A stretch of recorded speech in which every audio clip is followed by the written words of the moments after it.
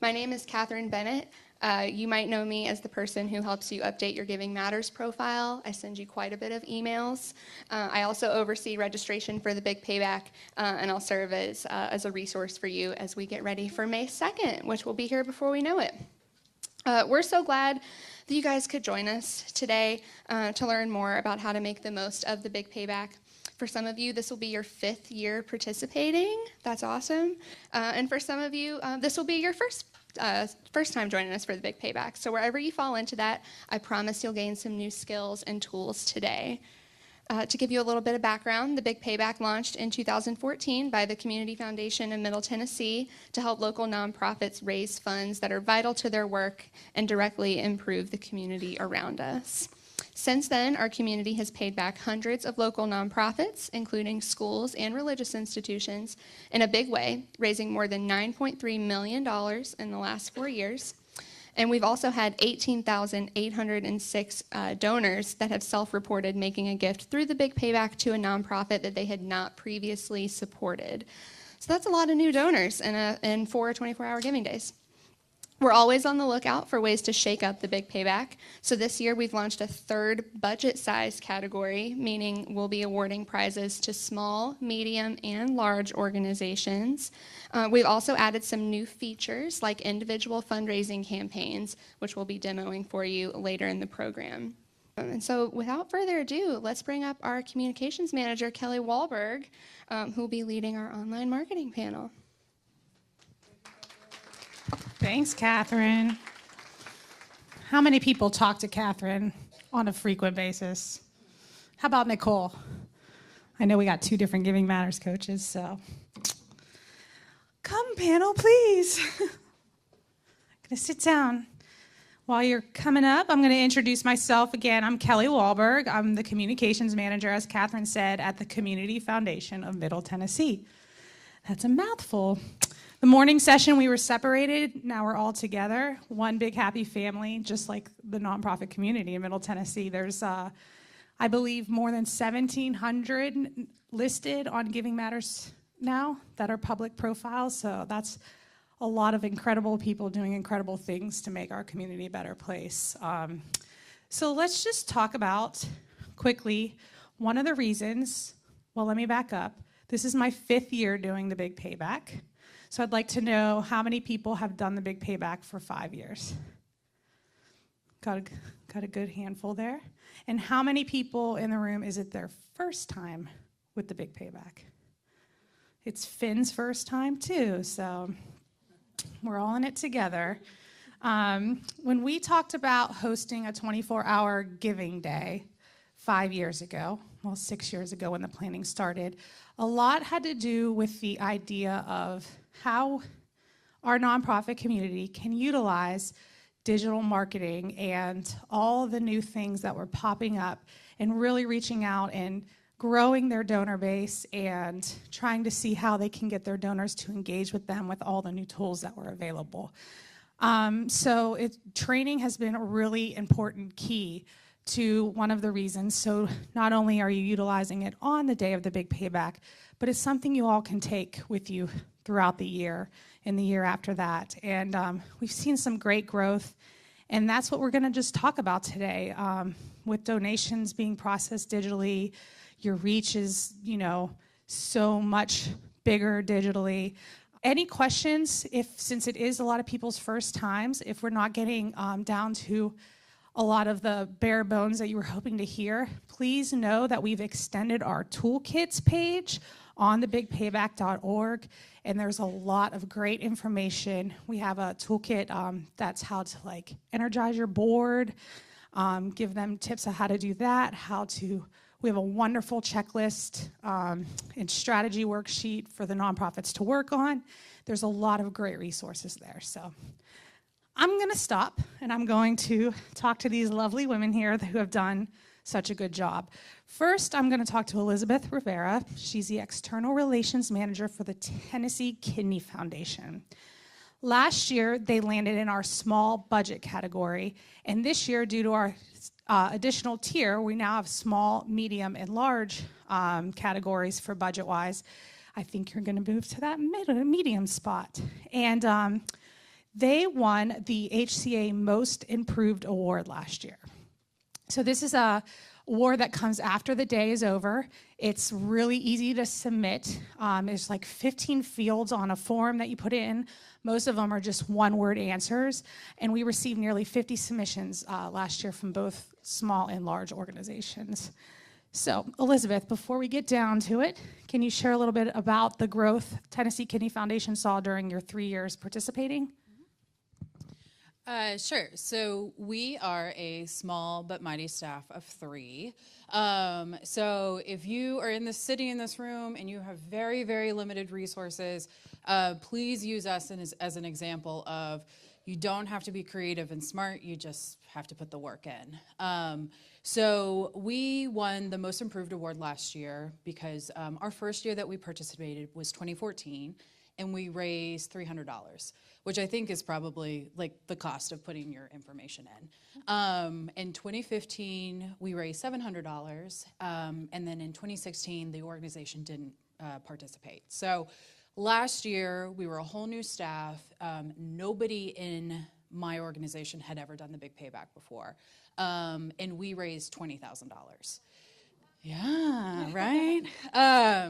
5 of that was the Most Improved Award. So those awards make a big difference, especially if you're not raising $1 million during the Big Payback. Those awards are amazing. I did it all myself. So again, if you're feeling kind of vomity about it, it can be done. Everything has to do with planning and being intentional. So the Community Foundation actually provided a calendar of like, this is when you should start and this is when you should post, and I just followed it religiously. And that was very successful. So I utilized Facebook, Twitter. I'm not really good at Twitter, so like that was kind of negligible, but Instagram, and then my greatest tool was email marketing. And that is where I pulled the great majority of my funding. So we know how big your staff is, 3. And when you submitted your Most Improved Award submission, you said that rather than treat the event like any other campaign that you did, that you incorporated a lot of humor and fun. So you took a little bit different angle of things.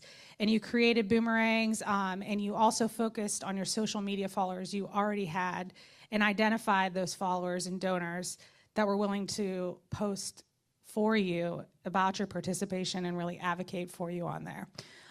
Backing up just a little bit, who in here knows what a boomerang is? Who in here doesn't know what a boomerang is? All right, we're gonna start there.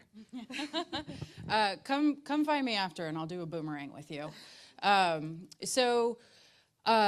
Kidneys are very unsexy. They make urine, and that's a reality we live with every day. So I hear a lot about the Big Payback is just another thing we have to do. It's another event that we have to utilize our resources in. And I think if you go at it like that, you're gonna get the same response out of your donors. So my philosophy was I'm going to go in excited and pumped and like ready to pull in money. And that really translated over not only in the way that I presented it to our donors, but then subsequently in our donors. So one of the things that I did was there's only one of me, and so I utilized other friends, donors, and supporters to help me share Facebook posts, write Twitter posts, write Instagram posts. And what I did is I wrote them for them. So like I have a doctor at Vanderbilt. I wrote her a post for, I think the last 2 weeks. I wrote her 3 posts a week, and then all she had to do was copy and paste and send. So you can't expect people to do it unless you make it really easy. So that to me was the key in being successful in sharing. And it's gonna get harder now with the new algorithm for Facebook. So sharing is going to be incredibly important. Getting comments on your stuff is going to be incredibly important. And then one thing that we spoke about in the morning session is how important Instagram is. So if you don't have an Instagram, get it going, get it started. Those are going to be the majority of your young donors. And then for us, again, email marketing was huge. So this is a great time to throw in, we just launched our Facebook we used to call it the comment contest. And because of the way Facebook is targeting words and, you know, if you're trying to sell something, or the really good thing is that they're pro nonprofit. So if you're trying to raise money for an organization, they're still letting your stuff get through the feed without having to put money or much money behind something.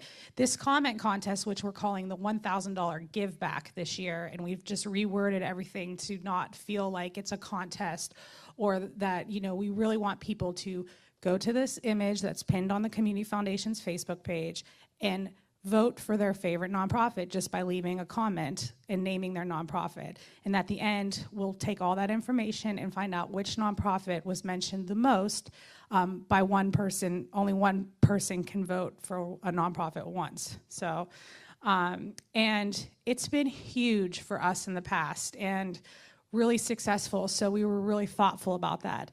What we did differently this year, and that's now until next Friday, so get on it. You can get $1,000 for your organization. The thing we did differently this year is we took away our Twitter contest because we don't know how effective Twitter is as it once was 5 years ago when we started, and we're moving our April contest to help feed the beast, really, and help promote to Instagram. So if you don't have an Instagram presence yet, now's the time to start building that and getting that out there. And we're really hosting this contest in April to encourage people to start using that platform, because it's two different audiences, it does two different things. It's really easy to snap a picture and tell a story visually and not really have to add too many words to it. And so it's a great platform that we're hoping that this year we can inspire more people to use. So email quickly. I went over to your profile page on the Big Payback site, another form of digital marketing, and your profile was just concise, clear, and I think perfect for any donor or new donor coming there. It says 3 things. Tennessee Kidney Foundation's mission is to empower and support those at risk or affected by kidney disease, period. They had it down to 1 sentence. Second sentence, will you help us meet our $10,000 goal? They had a goal for the day spelled out. And then the third thing is, with your donation, we can provide transportation to a dialysis patient, educational materials, emergency assistance. Everything is spelled out there to say where that money is going, that donor is going to give to that day. And Catherine, I believe, said it at the beginning. Since the Big Payback has started, there's been 18,806 new donors to organizations on the day of the Big Payback.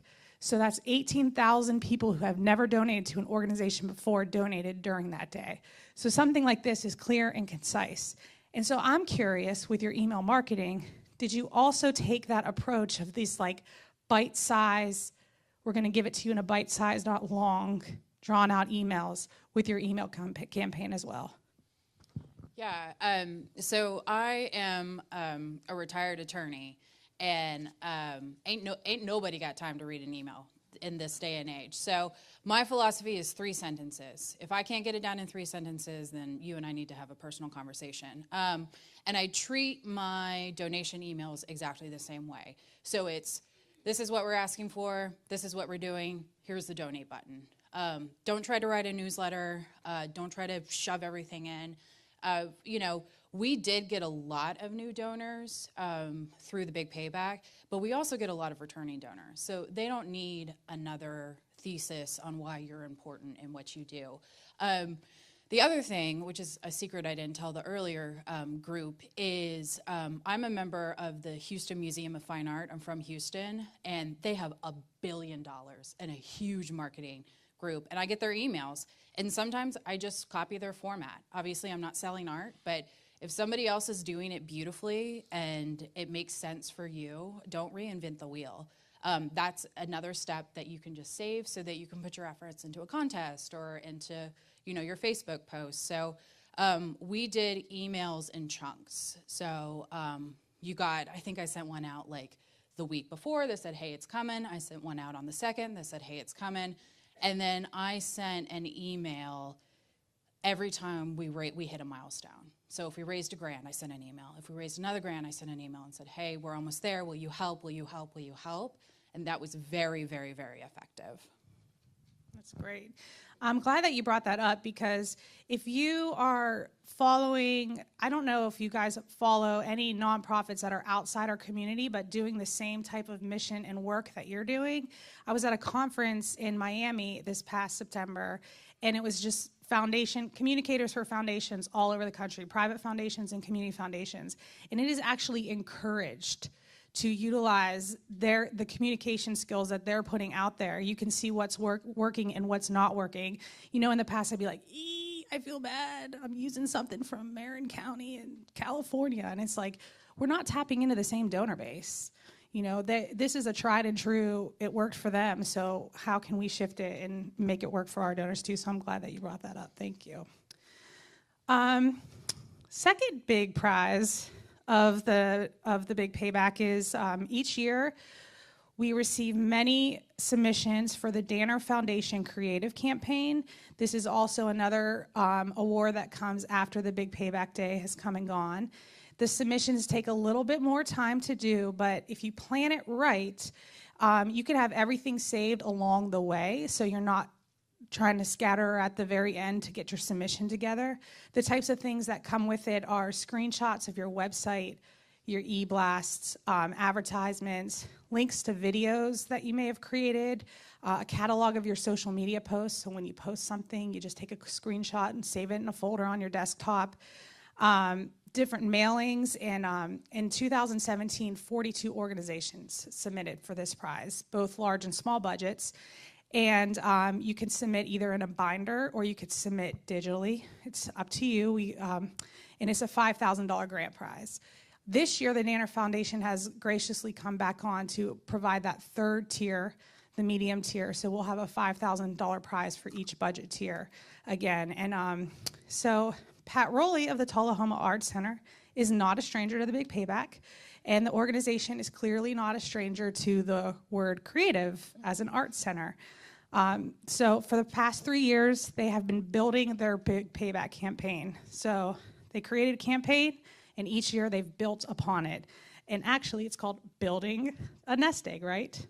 Yeah, okay.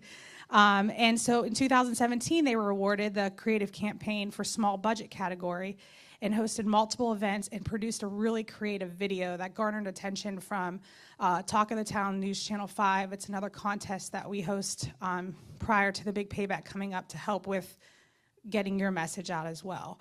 So Pat, first, now that I've laid that groundwork or helped put a little straw in that nest, inquiring minds need to know, how big is your staff, and can you tell us about the roles there? Certainly. The Tullahoma Art Center, for those of you who aren't familiar with Tullahoma, we're about 90 miles on the way to Chattanooga from here. We're in a small community of about 18,000 folks. And the Tullahoma Art Center this year is celebrating its 50th year as an organization. And we have a part-time director with about 20 hours, and we have a part-time receptionist, and we have a board of directors that currently has 5 members. So another example of you can do it. I'm really curious, was the Creative Campaign Prize something on your radar when you were thinking about your strategy for your digital campaign last year? And if so, was it also in years past? I came aboard about 3 years ago, and we had a meeting with the board and our director at that time, and we looked at the sheet. The Art Center had been involved with the Big Payback the year before. So we looked at the sheet because where we are, our community is very fortunate to have lots of nonprofits, wonderful, from healthcare to literacy, animals, you name it. So we have quite a bit of competition. So when we looked at the sheet with all the prize money, and most of it was involved with numbers and, you know, from midnight to 3 a.m., and nobody in the room knew anybody we could call at midnight, and figured that probably wasn't going to work. And then down at the bottom, we caught this sentence, $5,000 for creative campaign.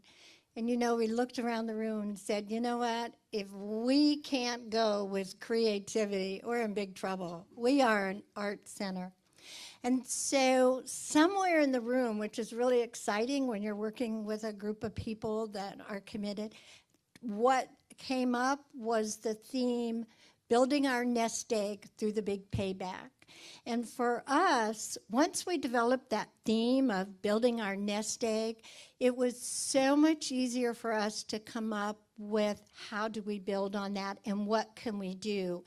And we did things from, we got one of those big blue plastic swimming pools and we made a nest out of it, put it in front of the art center, made paper mache eggs, so we actually had a bird nest. We had a big banner made, and we made it so each year we could change the date in case it always wasn't May 3rd. So we just have a vinyl number we pull off. So that was a $100 investment for the art center, and that was a huge decision to spend $100 on that banner, let me tell you.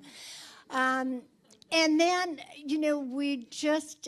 and then you had that, and then someone said, let's do a coloring contest for kids. And even though this is, and we're talking about digital, and that's important, and we did incorporate all that, the demographics of our community is that we knew we had to do a lot of outreach, one-on-one. So with all these events, we were able to capture contact information, emails, as well as just phone numbers. So we used all those events, and every single thing we did was, how is this going to play, not only to raise money, but is this creative? So it was very deliberate going after that creative campaign, and it actually made it more fun and I think more interesting. So, and while they were thinking about these tangible events that they were having, they were also creating opportunities for content to be shared online and capture online. They were also grabbing email addresses to be able to build their email list to market to leading up to it. So it kind of all ties together. In your submission, you mentioned the use of traditional methods of donor outreach, which you talked about picking up the phone and calling them, mixed in with new ways to engage. And one of the things we mentioned was our partnership with News Channel 5 and their contest, and you winning contest by popular vote and being able to be promoted on the Talk of the Town. Can you talk about your video, first of all? That was a prize-winning video, and what it took to create that video? I was here last year, and for those of you that were here, you might remember the organization. It was a school, and they actually showed their video that they had made. It was a takeoff on karaoke in a car or something. I wasn't that familiar with what the takeoff was, but I was blown away. I was like, oh my gosh. And so, as I mentioned earlier about building on our theme, each year we did the same things that work but added to it, and we hadn't done a video. And I saw that and I was like, oh my gosh, okay, we've got to do a video. I didn't know anything about what that was that they had done, the karaoke, but being passionate about the musical Hamilton, one evening I was sitting there and I went, oh my gosh, we'll do Hamilton. Now, fortunately, I have a 26-year-old grandson who loves to rap and writes rap music.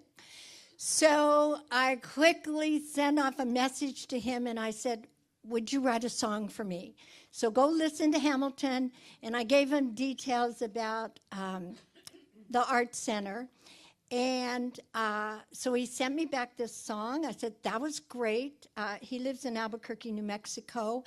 And so I thought, okay, what are we going to do? We've got the music. So I went online and I found a George Washington costume, Halloween costume or something. It was $60. So we're there for the art center was another big investment, $60. I jumped on a plane. I paid for that. It was family. Flew to Albuquerque, got my grandson, put him in this great Hamilton outfit. And it wasn't until I actually saw the play that I realized, oh my God, he looked like those guys.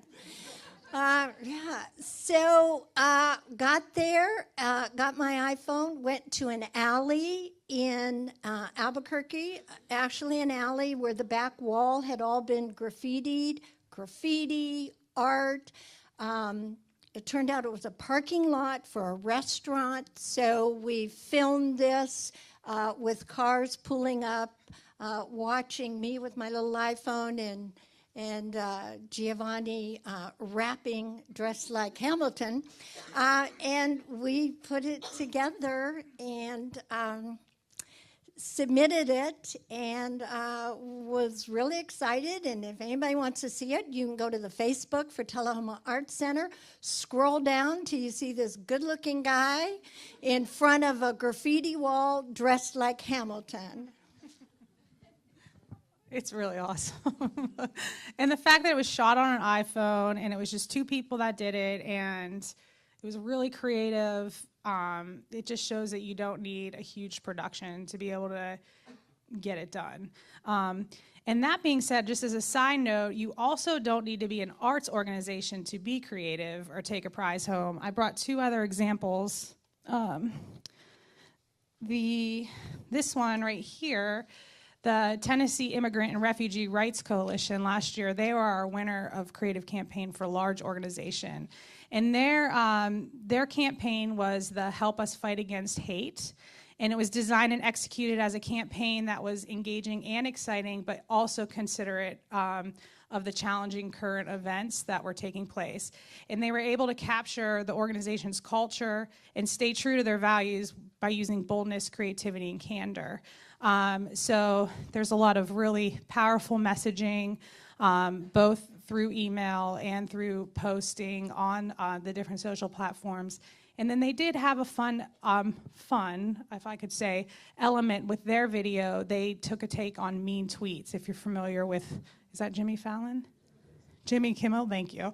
That reads mean tweet, has his guests read mean tweets about themselves. They were reading mean tweets about the cause that they were working on. So that's one example. And I'll have all these binders out here during the break so you all can take a little flip through. Thank you. The second one I want to mention is Calvary Young Children's School. They scored really well on the Danner Creative Campaign. And so, this campaign is judged by an outside panel that comes in and goes through the campaigns. And we have a computer set up to go through all the digital submissions.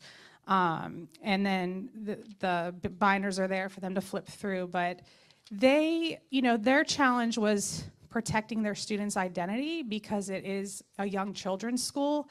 And while some parents sign off and say they can use their photos or their children in the videos, there's a lot of people, I'm a parent of a young child and I don't ever really say online where she's at school. But they really were hyper targeted in their campaign. So instead of just raising money for the school, they picked their playground project that they're building. And they shared stories about why playgrounds are important both educationally and for physical growth.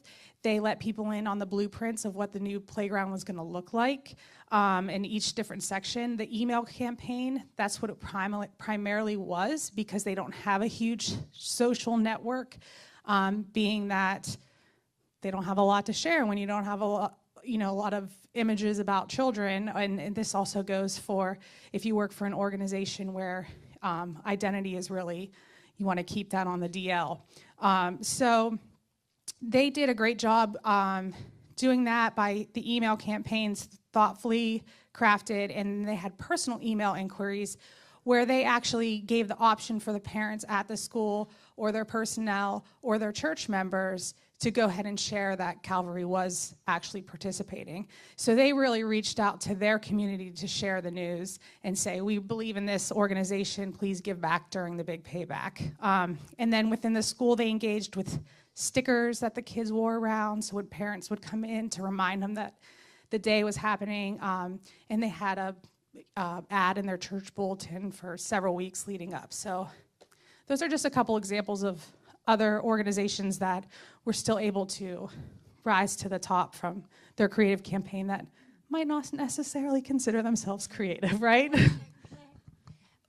If you don't think you're creative, you know somebody who is. And I cannot tell you how many times in my life when I haven't been able to come up with someone, talk to people, and people are so willing to share and get involved. I mean, one of our projects we did is we had Home Depot come in and do a workshop with the kids, and then somebody else, when we said that, all of a sudden somebody came up with the idea of, well, we'll have a coloring contest, we'll paint this. So really reach out and let other people share their ideas, and they will.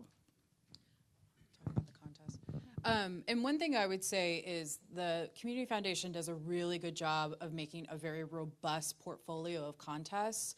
So it includes everyone, but you can't do them all. So pick one or two that you know you can win. So if you don't have a huge social media following, don't do a social media following. You know, do the video or do.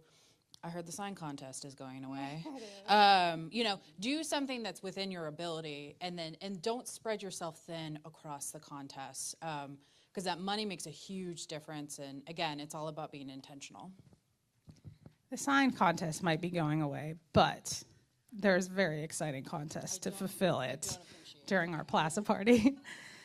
So this lady in red sitting next to me, I don't know how many people know her, but prior to her new role as Director of Collective Impact at the Center for Nonprofit Management, Meg Morgan produced content, the text and the graphics for their emails, which were targeted, managed the website, which is a really big undertaking in itself. That created behind the scenes and testimonial videos, which are always huge. People love seeing the behind the scenes action. I think VH1 got it right first. And also ran all the social media pages. So that's a lot to do for one person. But clearly, we have all done it as one person. But Meg, I want to know, as somebody who has been in and out of all the training sessions that you all host at the Center for Nonprofit Management, as well as being in charge of your own keeping of online presence, what tools have you used that you found were most resourceful for you in the nonprofit sector? Good afternoon, glad to be here. So something that I have found really, really useful in keeping track of all of those different aspects of marketing and communications is keeping an editorial calendar. Does anyone use one in here? Heard of it? Okay. So it does not, yeah, here we go. Yes. So it does not need to be fancy. Mine is an Excel spreadsheet, and I really suck at Excel. So just the fact that I'm using one should be, helpful to you all. So how I organize it is just have the different days of the week on the vertical side, and across the top have the different platforms. So I might have a column for Facebook, for Twitter, for Instagram, for our blog, and for our website. And the week ahead, I'll plan. I sit down and say, okay, what do I need to promote this week? And I'll put those different plugs in the different boxes on the Excel spreadsheet. So it just really helps keep myself in line with what all the different platforms are doing and saying.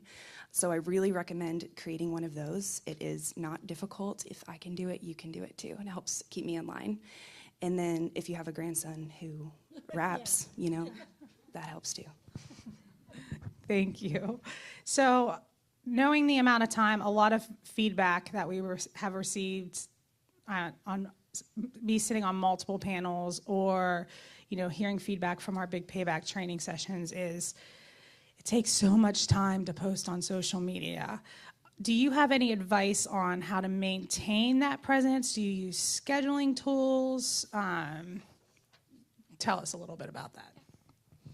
So I do fall back to the editorial calendar for that to help me remember what I need to post, but I've also been a fan of Hootsuite. Any Hootsuite users here? Yeah. So that is a tool, if you're unfamiliar with it. You can just sign up for it and create entire posts ahead of time and set when you want it to post, and it will post it for you. I love doing that for ongoing long campaigns. For the day of, like a big payback situation, you might want to plan a few ahead of time, but then it's also important to be able to be flexible and do a little bit the day of in the moment as well. The nice thing about Hootsuite is, one, it's free.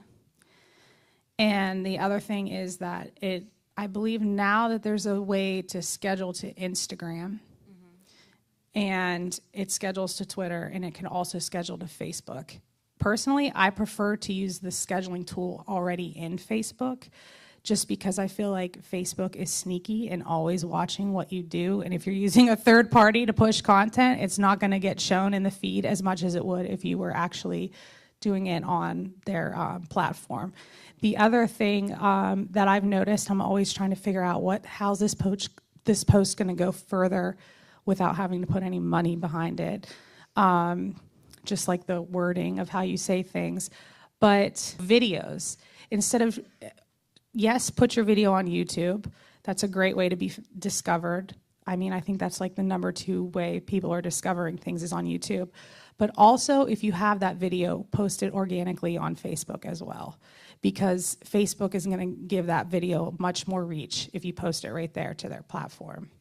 So those are 2 little things. The last thing I wanted to talk to you about, I mean, I have so many things I can talk to you about, but so we really encourage people to use the hashtag Big Payback all leading up to the event. There's several reasons why. It helps us monitor the conversation that's going on out there. It helps us pull in what what everybody who's participating is talking about. On the website, there's a hashtag Big Payback bar, and we have everybody's post. Anybody that uses that hashtag is filtered in there, so people can see everyone that's participating. Something else that's very cool we started last year, there's a digital billboard on the Broadway Church West End split, the Nashville billboard. The capabilities are so cool, and we do a lot of billboard campaigning to help promote this event that you all are participating in. And one of the things they do is also follow the hashtag, and they pull in posts that you all are doing throughout the day. So randomly throughout the day, if you're using that hashtag, it could appear on this billboard where there's so much traffic. It's amazing.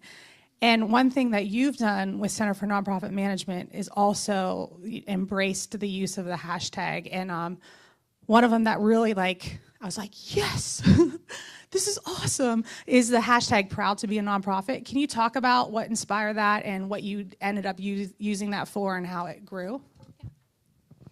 So I definitely, first of all, have to say, use the hashtag.